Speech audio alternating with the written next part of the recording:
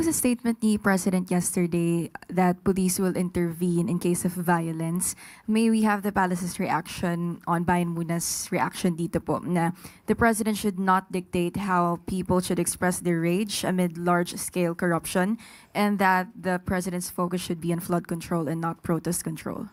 Ang pagsasabi po ba ng Pangulo na ang pagpoprotesta ay maging peaceful at hindi nalalabag ng anumang batas? Iyan po ba ay isang pagdidikta? At lumalabas po ba na ang Pangulo ay isa ng diktador kung siya ay makikiusap sa mga magpoprotesta na hindi gawing ganun kagulo ang pagiging protesta kung lalo na't ito'y lalabag sa batas?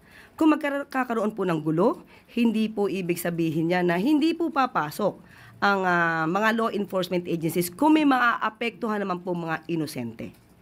So, obligasyon po at trabaho po ng mga police officers ng anumang law enforcement agencies na ipatupad ang peace and order kahit po may mga pagpaprotesta.